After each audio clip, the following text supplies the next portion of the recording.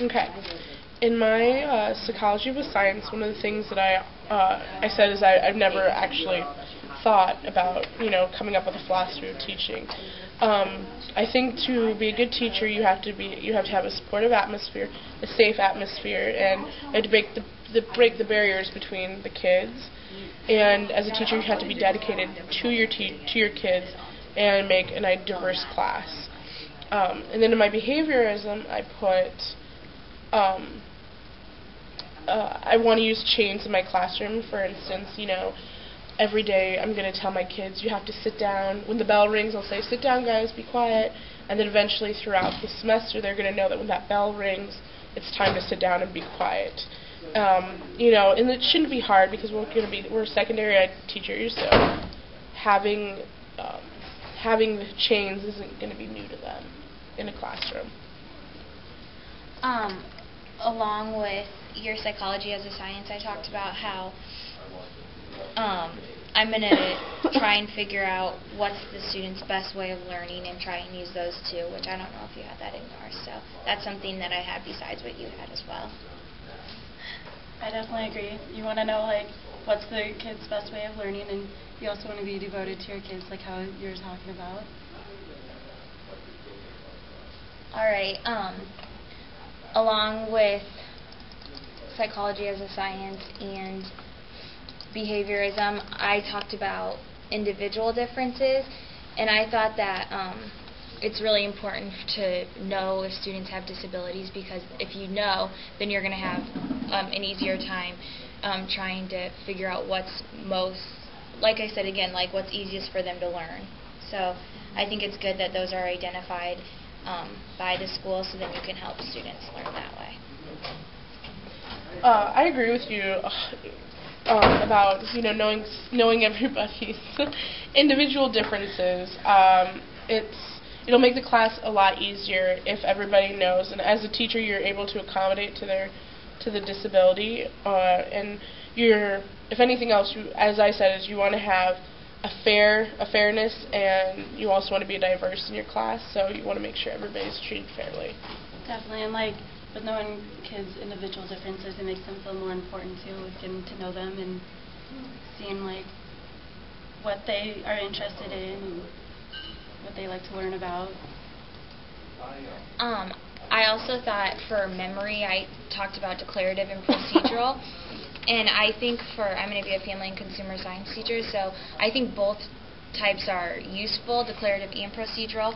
But I talked about procedural being maybe more effective, for instance, in a foods class, because it's more step-by-step learning. It has a beginning and an end, and I thought that would be better. However, I think in other classrooms, declarative might be more useful too. Modeling is something I definitely looked at too. That was a very good way to for kids to learn through their expert models or their role models or their peer models. It's good for them to learn from each other, from their other kids that are or other adults that are at the same level, and then to have someone who is more knowledgeable to ask more questions, to get more high-ended questions, to get more in-depth into the concept. Also said that with modeling, as being a family consumer science teacher or wanting to be one, the kids are going to have to rely on each other to finish projects, so they're going to have to model behavior. And just like with me, they're going to have to model what I teach them to get an end project.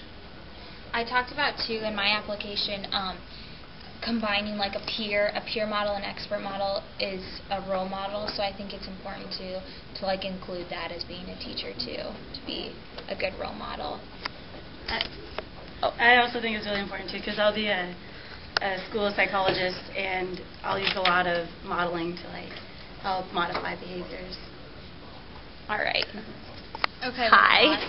With modeling, I talked about how using peer models is really important for vicarious reward and vicarious punishment, and also with the rewards and punishments, that keeps the students motivated to either be good or misbehave. So that's what I talked about for modeling.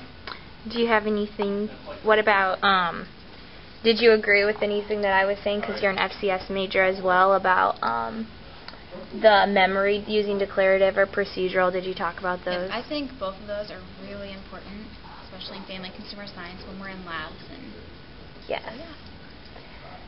All right. What about assessment? Does anyone have anything on assessment?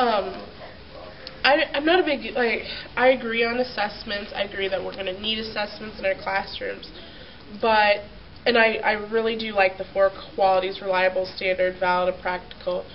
But I do believe in having another way of testing. Like, one of the things that I've said that I want to use in testing is giving them the option of either taking a written test or having a project, because I believe I wasn't a test taker. I'm a horrible test taker, but yeah, projects I can do.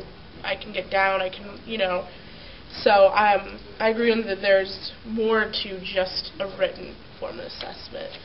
I agree with that a lot. I think it's really important to use all kinds of different assessments in the classroom, because, like you said, some people aren't test takers and some people are. And so, yeah. And then I also think that it's really important to compare the students to each other to see how good of a job you're doing teaching, to make sure that I don't know what you're saying. Levels are I don't know.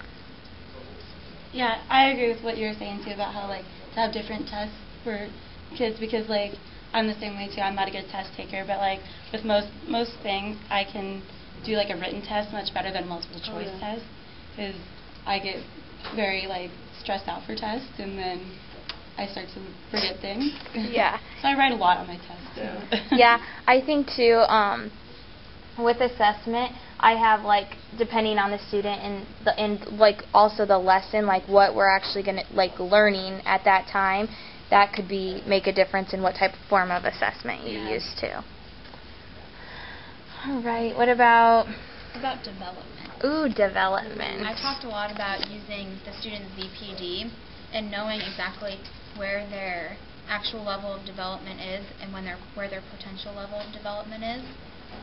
So I think that's really important to know, and when to use scaffolding and when to not use scaffolding. All right. Development is, it's definitely good to know where they're at in their ZPD, so you know how much to scaffold for them and to adjust to your teaching. I also agree. ZPD is essential in a classroom. I always want to challenge my kids. I hate hearing the whole "I'm bored," and then when he had said about work, and if you're not learning, then it's just work. And I believe in using scaffolding.